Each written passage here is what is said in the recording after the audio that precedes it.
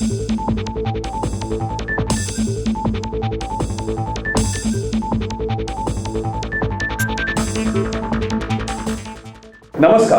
आप देख रहे हैं आर की न्यूज़। मैं हूं अभिनव और लेकर आया हूं मैं आप सबके लिए आपका शो रूबरू, जहां हम कराते हैं कुछ प्रतिभाशाली लोगों से आपकी मुलाकात और करते हैं उनसे ढेर सारी बात। आज इस वक्त हमारे साथ मौजूद है हमारे स्टूडियो में आजमगढ़ में जन्म लेने वाले, वाराणसी में पले बढ़े और आर के फिल्म्स एंड मीडिया अकेडमी से स्क्रिप्ट राइटिंग का कोर्स करने वाले एक ऐसे शख्स जिन्होंने लिख डाली एक ऐसी किताब जो कहता है मेरा दोस्त कसाब। जी हाँ, और मैं ये बात आपको बता दूं कि इनकी किताब की लोकप्रियता कुछ इस कदर है बढ़ रही कि हर किसी के दिल को है ये छू रही। हो वो किसी भी गांव का या हो वो कोई शहरी, अगर इस किताब के पन्ने आपने पलटे तो यकीन मानिए यूं ही बीत जाएगा वक्त और देख ना पाओगे घड़ी। आइए मिलाते हैं आपको उनसे, the one and only Kalyan R Giri. स्वागत है कल्याण आपका हमारे शो में। कैसा महसूस कर रहे हैं आप वापस यहाँ का? वापस उसी जगह मैं आज से 6 साल पहले यहाँ आया था आर के फिल्म्स एंड मीडिया अकेडमी में स्क्रिप्ट राइटिंग और स्क्रीन प्ले का कोर्स करने के लिए, और ठीक 6 साल बाद यहाँ आना एक सुखद अनुभव। बीच में भी आता जाता रहता हूँ और बहुत अच्छा लगता है। हम जहाँ से सीखे, जहाँ से सारी चीज़ें हमें पता चली, और वापस वहाँ आना तो हमेशा अच्छा लगता है। जी बिल्कुल। एक ऐसा सवाल जो मेरे मन में, जो हमेशा किसी के मन में, हर किसी के मन में इनफैक्ट उठ खड़ा होता है जब भी उसकी नज़र आपकी किताब के ऊपर लिखे उन 3 शब्दों पर पड़ती है, मेरा दोस्त कसाब। जो सवाल मन में आता है कि कसाब और वो भी दोस्त। यकीन मानिए जब आपकी किताब के ऊपर लिखे उन 3 शब्दों को मैंने पहली बार देखा और जब वही सवाल मेरे मन में आया तो सच बताऊं मैं खुद को रोक नहीं पाया और आपकी किताब के पन्ने मैंने पलटने शुरू कर दिए, और तब तक पलटता गया जब तक मुझे ये समझ ना आया कि आखिर कैसे बन गया कसाब एक दोस्त। तो मैं ये जानना चाहता हूँ कि ये 3 शब्द आपकी किताब की सफलता का, मैं ये अपनी राय देना चाहता हूँ आपको। मैं ये बताना चाहता हूँ कि मेरा मानना है कि कहीं ना कहीं ये 3 शब्द आपकी किताब की सफलता का प्रमुख कारण बन रहे हैं। तो मेरा सवाल ये है आपसे कि इन 3 शब्दों का विचार पहली बार आपके दिमाग में कब और कैसे आया? इन 3 शब्दों का विचार एक्चुअली सच कहूँ तो यहाँ आर के फिल्म्स मीडिया अकेडमी में ही आया था मुझे 6 साल पहले। उस समय कोई ऑडिशन लेने के लिए आया था कोई, तो उसमें सबको ऑडिशन देना था। तो जब मेरा नंबर आया तो सबको कोई रोमांटिक कर रहा था, कोई कॉमेडी कर रहा था। तो जब मेरा आया तो मुझे समझ नहीं आया था मैं क्या करूं। तो मुझे अखबार का पन्ना जिसमें कसाब से जुड़ी खबरें मिली थी, उसको फांसी की खबर वगैरह थी सब, तो अचानक से मैंने उसको पढ़ा। बिरयानी वाला मुद्दा उस समय चल रहा था, जोर पकड़ा हुआ था। अचानक से क्लिक किया कि एक सामान्य नागरिक को कहाँ इतनी सुविधाएँ मिल पाती हैं जो कि उसको मुहैया कराई जा रही हैं। तो वहीं से मेरा दोस्त कसाब आया मेरे जहन में। और तो लोग सही कहते हैं कि कोई भी एक कामयाब इंसान होता है तो कहीं ना कहीं हर इंसान जो भी कामयाब हुआ उन्होंने हमेशा एक बात कही है कि इंसान अपनी रोज़मर्रा की ज़िंदगी से काफ़ी कुछ सीख लेता है, और ज़िंदगी में कुछ उसी तरह की चीज़ें जो उसकी ज़िंदगी में जनरली हर लोगों की ज़िंदगी में होती रहती है, उन्हीं से कुछ निकाल कर वो कुछ बड़ा कर जाते हैं। बिल्कुल। और लगता है मतलब आपने भी वही किया है।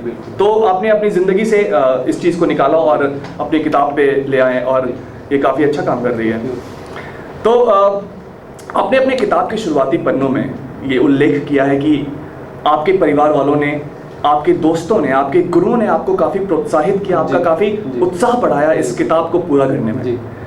तो और आपने साथ ही साथ ये भी उल्लेख किया है कि अपनी किताब को मतलब आपने जो इस किताब को लिखा, आप असली लेखक बनने का श्रेय, आप अपने लेखक बनने का श्रेय किसी को सबसे ज़्यादा देना चाहते हैं तो वो है कुछ चंद बड़े नाम, जैसे राहत इंदौरी साहब जो मशहूर शायर हैं, जैसे अनुराग कश्यप जी जिन्होंने गैंग्स ऑफ वासेपुर और देवटी जैसी एक अद्भुत फिल्में बना डाली, रवि किशन जी जो भोजपुरी फिल्मों के सुपरस्टार हैं, उन लोगों से आपका मिलना हुआ, उन लोगों से आप मिले, और जैसा कि आपने लिखा है कि उन लोगों ने आपको एक नई दिशा दी अपनी मंजिल की तरफ बढ़ने के लिए। उस बारे में अपने प्रशंसकों को कुछ बताना चाहेंगे आप? अनुराग कश्यप सर से मिलने का जो मोमेंट था वो मेरी आंखों में हमेशा फ्रीज हो गया था, और उनकी कई बात मेरी कानों में हमेशा गूंजती रहती थी। मुझे हर समय सिर्फ वही चीज़ मेरे दिमाग में घूमती रहती थी, और उनसे मिलने के बाद मिलने के बाद जब मैं वापस बनारस आया तो 3 दिन बाद ही मैं वापस चला गया मुंबई में चला गया था, क्योंकि मुझे रात में नींद नहीं आती थी। मैं अनुराग कश्यप सर से मिला, गैंग्स ऑफ वासेपुर की शूटिंग हो रही थी उस समय रॉबर्ट्सगंज। तो काफी मजा आया होगा, मतलब गैंग्स ऑफ वासेपुर तो एक अद्भुत फिल्म बनाई उन्होंने, बहुत अच्छी फिल्म। तो आपने वो शूटिंग कौन सा पार्ट देखा था उसे शूटिंग का? फर्स्ट का पार्ट। ओके। तो मैं गया था, मिला, शाम को पैकअप हो चुका था, अनुराग सर बैठे थे, मैं गया उनसे मिला, उनको अपना एक पेज सिनॉप्सिस मैंने दिया। वो पहले तो मुझे ऊपर से नीचे तक देखे, फिर पेज पढ़ा और बोले कि कल्याण अच्छा लिखते हो तुम। तो मैंने कहा सर मैं काम करना चाहता हूँ आपके साथ में। तो बोले अभी पढ़ो और ग्रेजुएशन कंप्लीट करके सीधा मेरे पास आना। मैंने कहा ठीक है सर। तो उस समय पैकअप हो चुका था, तो बोले कि चलो अभी कल मिलना। कल बोल के वो सर चले गए। फिर मैंने उनसे ऑटोग्राफ मांगा तो ऑटोग्राफ नहीं दिए मुझे। बोले कि तुमको काम करना है या ऑटोग्राफ चाहिए? तो मैंने कहा नहीं सर काम करना है। बोले ठीक है कल आओ। तो फिर नेक्स्ट डे मैं गया, मॉर्निंग में सुबह में गया, तो बड़े अच्छे से सर मिले और बात किए हम लोग। बात करते समय उन्होंने मुझे बहुत अच्छी चीज़ें बताई। उन्होंने मुझे पढ़ने को बोला, इनको प्रेमचंद साहब को पढ़ो, मंटो साहब को पढ़ो, इन सब लोगों को पढ़ने को बोला और मुझे सख्त हिदायत दी कि बोले कि कल्याण ग्रेजुएशन कंप्लीट करके सीधा मेरे पास आना। और फिर मैंने कहा ठीक है सर। और बोले कि मैंने कहा सर मैं कैसा क्या लिखता हूँ क्या है? तो उन्होंने जो एक बात मुझे बोली कि कल्याण बहुत अच्छा लिखते हो और तुम्हारे जैसे लिखने वाले कम हैं इंडस्ट्री में। तो ये एक बात जो उन्होंने बोली, तो जब अनुराग सर से मिल के मैं वापस बनारस आया तो ये बात मेरे कान में गूंजती रहती थी। और सच कहूँ तो नींद नहीं आती थी। वही वो एक मोमेंट जैसे याद सा एकदम फ्रीज हो गया था मेरी आंख में, मेरे कान में वो वर्ड्स गूंजते थे, तो नींद नहीं आती थी मुझे। और उसके बाद में मैंने डिसाइड किया कि नहीं अब मैं रह ही नहीं पा रहा था बनारस में। तो वही उसके अनुराग सर से मिलने के 3-4 दिन बाद मैं मुंबई, 3-4 दिन बाद सीधे मैं मुंबई। तो कहने का मतलब ये है कि इन तीनों से मिलने के बाद जी। आपके अंदर की प्रतिभा काफी उफान मारने लगी और उसे मतलब चाहिए था कि कुछ करना है आपको, कुछ कर दिखाना है, ये जज्बा आपके अंदर आ गया था इन तीनों से मिलने के बाद। क्या बात है। तो इन तीनों से आप इनकी शूटिंग पे ही मिले, तो ये बताता है कि आप काफी प्रयासरत रहते होंगे उस वक्त कि आपको कुछ करना है, कुछ करके दिखाना है। तो ये जो एटीट्यूड होता है, ये जो अप्रोच होता है, ये बहुत इंपॉर्टेंट होता है कि आपके प्रशंसक आपसे जरूर ये सीखेंगे। और मुझे पूरी उम्मीद है कि वो इस बात को समझेंगे और इस बात को जानेंगे कि आप किस तरह से आपने जो संघर्ष किया है, आप किस तरह से प्रयासरत हैं और किस तरह से आप ये काम कर रहे हैं। अगला सवाल मैं आपसे ये पूछना चाहता हूँ कल्याण जी कि आप काफ़ी सक्रिय रहते हैं सोशल नेटवर्किंग साइट पे, काफ़ी ज़्यादा सक्रिय रहते हैं। आप लगभग हर एक दिन कुछ नया लिखा हुआ पोस्ट करते हैं और उन बदले में ढेरों लाइक्स, ढेरों कॉम्प्लीमेंट्स, काफ़ी प्रशंसाएं मिलती हैं आपको। आलोचनाएं भी होती हैं। मैंने तो वो नहीं देखा, पता नहीं। मैं आपसे पूछना चाहता हूँ उस एक प्रशंसा के बारे में जो काफ़ी महत्व रखता है आपकी ज़िंदगी में। मैं जानना चाहता हूँ क्योंकि कई लोगों ने आपको सराहा होगा, जाहिर सी बात है, कई लोगों ने आपको सराहा होगा, पर मैं जानना चाहता हूँ कि उस एक इंसान का सराहना जो काफ़ी अनमोल हो, जो काफ़ी मायने रखता हो आपकी ज़िंदगी में, जिसने आपकी ज़िंदगी बदल दी।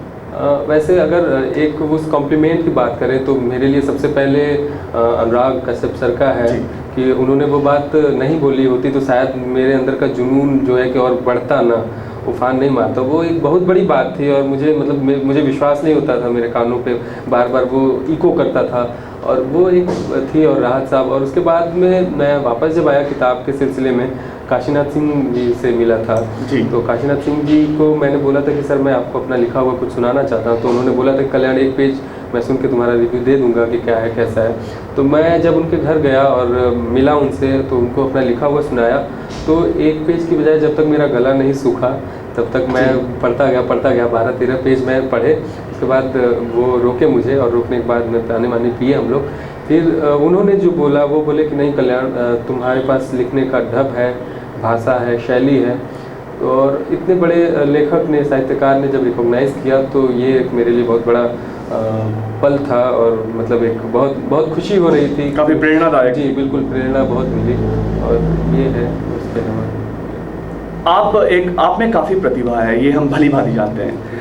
आपने अपनी प्रतिभा को अपनी किताब के अलावा और भी काफ़ी जगह दिखाया है या दिखाने वाले हैं। मैं जानना चाहता हूँ कि क्योंकि हमने सुना है कि आपने कुछ सीरियल्स में भी अपनी प्रतिभा को भरपूर दिखाया, अपना कुछ योगदान दिया है, और आगे आने वाले दिनों में आपके प्रशंसक और हम क्योंकि मैं भी आपका एक बहुत बड़ा प्रशंसक हूँ, सच मानिए मैंने आपकी किताब पढ़ी तो मैं तो आपका एक बहुत बड़ा प्रशंसक बन गया हूँ। तो मैं ये जानना चाहता हूँ और आपके सारे प्रशंसक ये जानना चाहते हैं कि आगे आने वाले दिनों में हम क्या देखने वाले हैं आपसे इस किताब के अलावा। इसके अलावा मई में मेरी किताब आने वाली है जिसका शीर्षक है पति दैत्येश्वर। पति दैत्येश्वर, पति परमेश्वर तो सुना था, लेकिन पति दैत्येश्वर पहली बार सुन रहा हूँ। ये क्या माजरा क्या है इसका? माजरा ये है, जिस तरीके से मेरा दोस्त कसाब हो सकता है उसी तरीके से पति दैत्येश्वर भी हो सकता है। जी बिल्कुल, मतलब इस कहानी में भी आपने कुछ अलग दिखाने की कोशिश की है।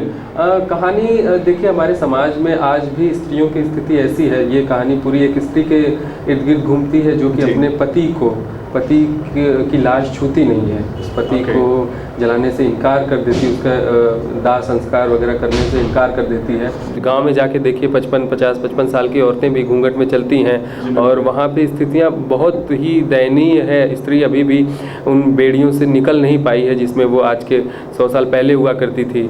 हाँ, इक्का दुक्का कुछ जगहों पे स्त्रियाँ स्वतंत्र हैं और बराबरी का उनको महसूस होता है, वो अच्छा काम कर रही हैं, लेकिन अभी भी स्थिति बहुत अच्छी नहीं है। तो जो ये पति दैत्येश्वर की कहानी है वो एक ऐसी स्त्री की कहानी है जो कि अपने पति पूरी निष्ठा के साथ अपने पति के साथ जीवन व्यतीत की, लेकिन वो इतनी आहत हो गई थी अंतिम समय में कि वो अपने पति के लाश को छूती तक नहीं है और उसके दाह संस्कार के लिए मना कर देती है। क्या बात है, इस किताब की तरह भी आपकी ये किताब भी बिल्कुल एक नया मुकाम हासिल करेगी, ये मेरी दुआ है और आपके सारे प्रशंसक ये दुआ करेंगे आपके लिए।